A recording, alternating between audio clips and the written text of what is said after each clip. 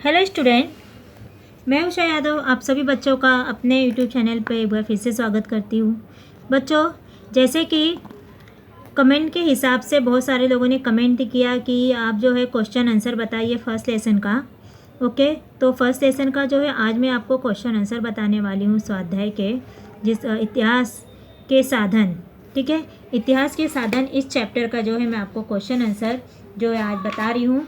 जैसे कि पहला क्वेश्चन है इतिहास के साधन में।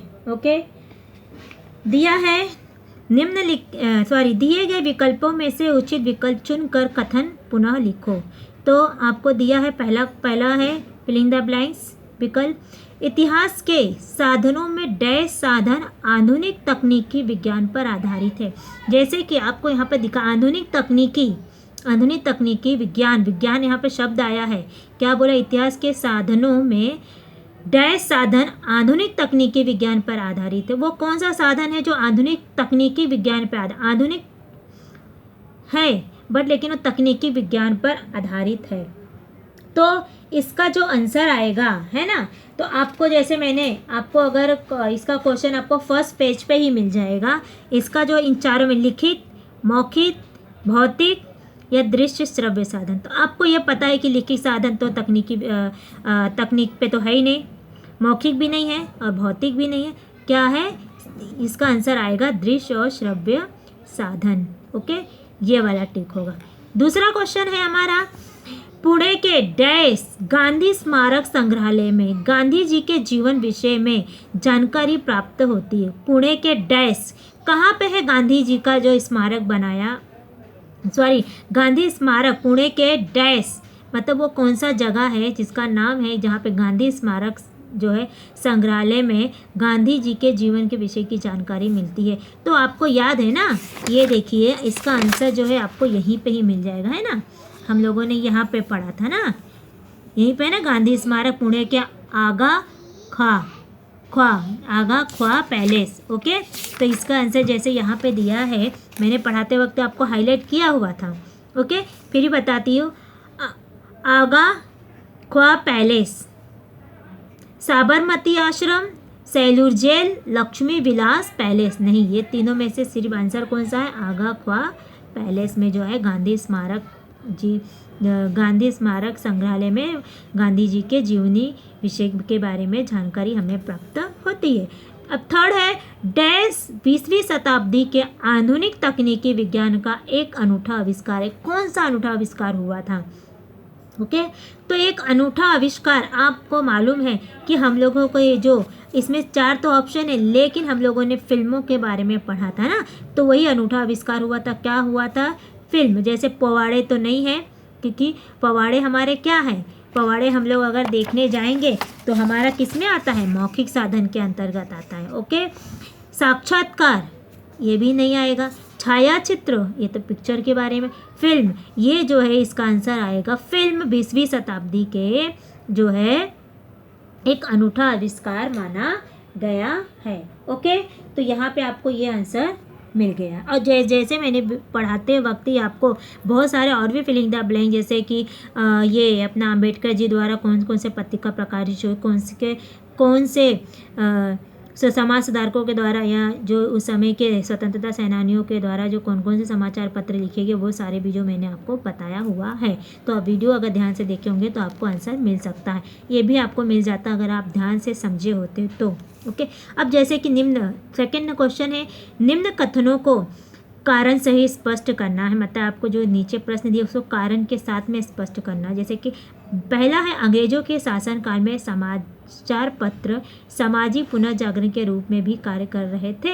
हाँ, क्यों? क्योंकि इसमें जो हम लोगों ने समाचार पत्र के बारे में पढ़ा है, क्या कार्य कर रहे थे। ठीक है, तो चलिए इसका आंसर जो है मैं आपको बता देती हूँ यहाँ पे। ओके, जैसे कि अंग्रेजों के शासनकाल में, ये क्वेश्चन है, अंग्रेजों के शासनकाल में समाचार पत्र सामाजिक पुनर्जागरण के रूप में कार्य कर रहे थे। आंसर हमारा इस प्रकार बनेगा। पहला पॉइंट, इतिहास में जो है कभी भी इतिहास और भूगोल में आप कभी भी अगर पॉइंट वाइज लिखते हैं तो आपको मार्क्स अच्छे जो है मिलते हैं। तो पहला पॉइंट आएगा, साम्राज्यवादी नीतियों का विरोध करते समय अंग्रेजों के शासनकाल के समाचार पत्रों ने जन जागरण और जन शिक्षा का कार्य किया। ओके, मतलब अभी इसके बाद दूसरा पॉइंट है, भारतीय संस्कृति की महानता का वर्णन करते समय उन्होंने समाज के नकारात्मक रूढ़ियों, परंपराओं तथा प्रचलन की आलोचना की। समाचार पत्रों में जो है उसकी आलोचना भी की गई थी। ओके, अब उसके बाद आता है थर्ड पॉइंट, समाचार पत्रों ने स्त्रियों पर होने वाले अत्याचार, भ्रूण हत्या, बाल विवाह, विधवा पुनर्विवाह आदि सामाजिक कुरीतियों और प्रथाओं पर लेखन करके जनमत जागरण, ओके, जो है जनमत जागरण किया है। मतलब इसमें जो है समाचार पत्रों ने सबसे पहले तो साम्राज्यवादी नीतियों का विद्रोह करते समय जो है अंग्रेजों के शासनकाल के समाचार पत्रों ने जो है क्या किया था, जन जागरण और जन शिक्षा का जो है कार्य किया। दूसरा पॉइंट इसके अंदर जैसे मैंने आपको बताया, भारत की संस्कृति का वर्णन करते समय जो भारत में नकारात्मक जो भी रूढ़ी और परंपराएं थी उसको भी उन्होंने बताया। जो नकारात्मक जो समाज के लिए हानिकारक था उसका भी उसमें आलोचना की गई थी। ये उन्होंने की अंग्रेजों के शासनकाल में समाचार पत्रों ने एक सामाजिक कार्य किया। दूसरा है समाचार पत्रों ने क्या किया था, स्त्रियों पर होने वाले अत्याचार, भ्रूण हत्या, बाल विवाह, पुनर्विवाह आदि जो समाज की कुरीति और प्रथाएं थे उस पर भी जो है लोगों को जो है जागृत करने का कार्य किया। उसके बाद चौथा पॉइंट इसके, अंग्रेजों ने के अत्याचार के विरुद्ध लिखते समय ही समाचार पत्रों ने पश्चात ज्ञान, मतलब समाचार पत्र में पश्चात जो ज्ञान था, वैज्ञानिक दृष्टिकोण, स्वतंत्रता, समानता आदि मूल्यों का महत्व भी समझाया है।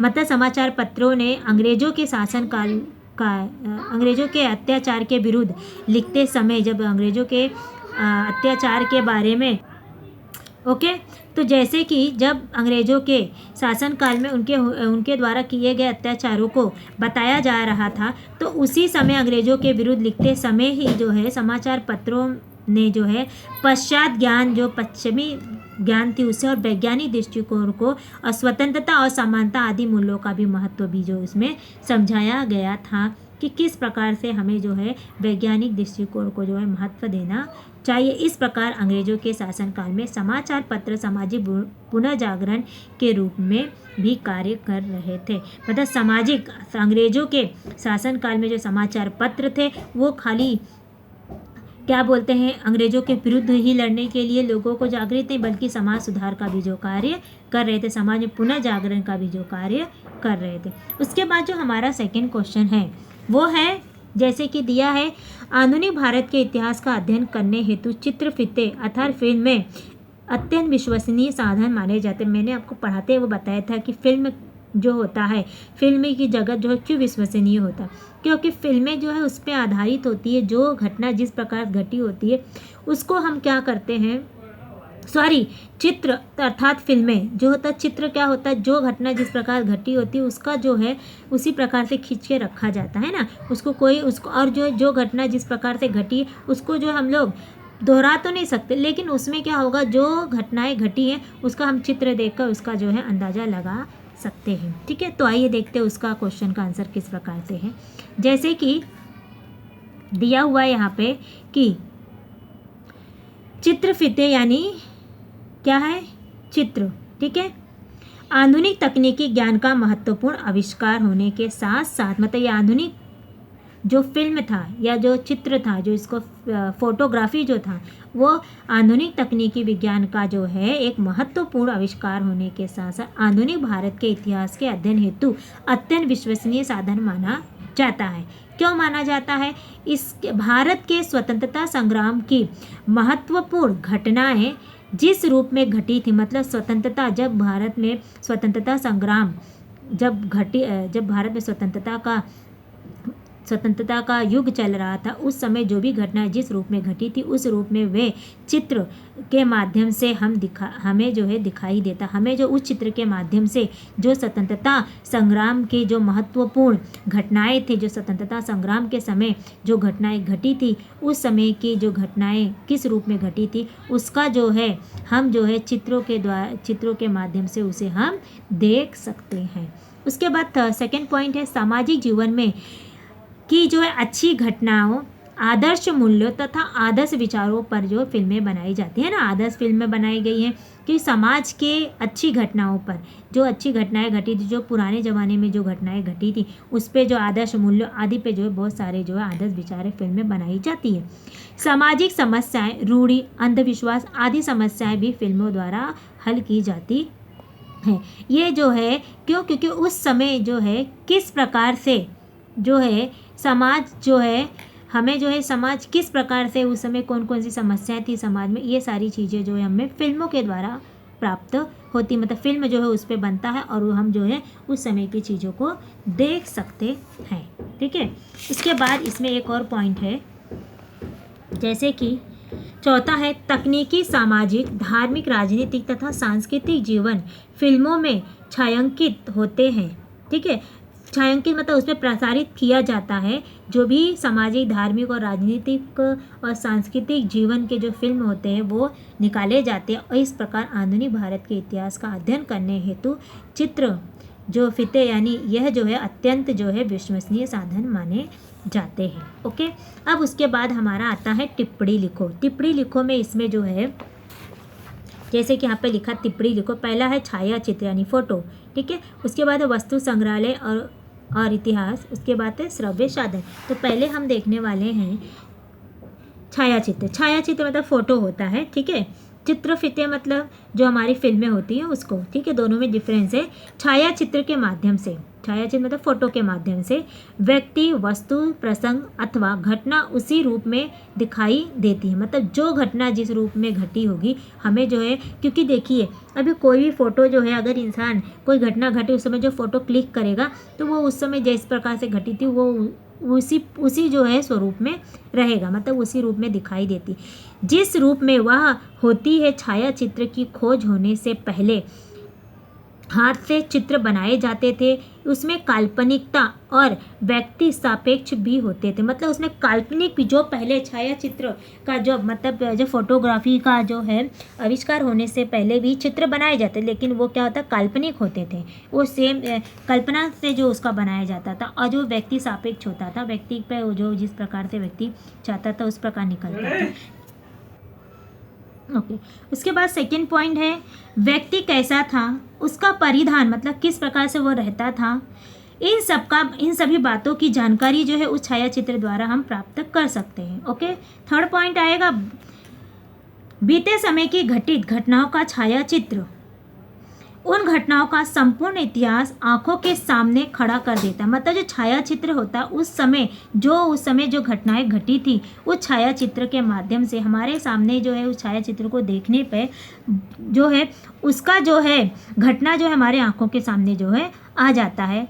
इसके कारण छायाचित्र आधुनिक भारत के इतिहास का जो है विश्वसनीय दृश्य साधन माना जाता है, इसे दृश्य साधन कहा जाता है, मतलब छायाचित्र जो है एक विश्वसनीय साधन माना गया है, क्योंकि उसमें कोई भी चीज़ झूठी नहीं होती, जो जिस प्रकार से घटना घटी होती है उसमें जो है उस प्रकार से उसको खींचा जाता है, और उसको देखने के बाद ऐसे लगता है कि हमारे सामने उस समय की जो घटना है हमारे आंखों के सामने ऐसे लगता है कि हमारे आंखों के सामने वो घटित हो रही है। ओके, अभी सेकेंड पॉइंट जो है हमारा टिप्पणी लिखो में वो है वस्तु संग्रहालय और इतिहास। वस्तु संग्रहालय जैसे हम लोगों ने महात्मा गांधी का देखा उसी पे ही जो ये रहेगा कि वस्तु संग्रहालय क्या है, पहले वो देखेंगे।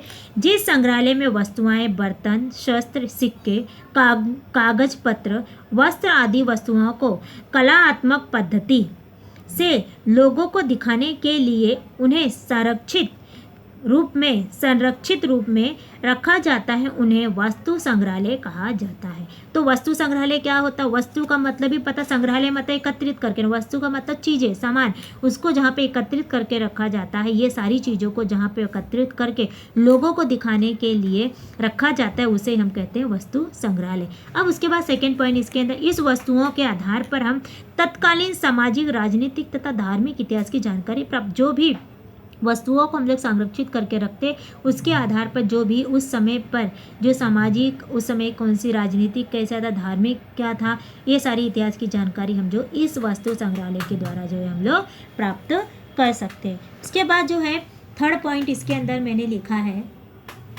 कि सिक्कों द्वारा संबंधित कला की जो है धातुओं और लोगों के आर्थिक स्थिति का अनुमान लगाया जा सकता है। मतलब सिक्कों के, जो उस समय के जो सिक्के प्रचलित होंगे, जो आप संग्रहालय में सिक्के रहते होंगे, कौन से समय के हैं, तो उस समय के लोगों की आर्थिक जो संबंधित जो है और उसकी कला का जो है हम लोग जो है स्थिति का अनुमान लगा सकते हैं उस सिक्के के द्वारा।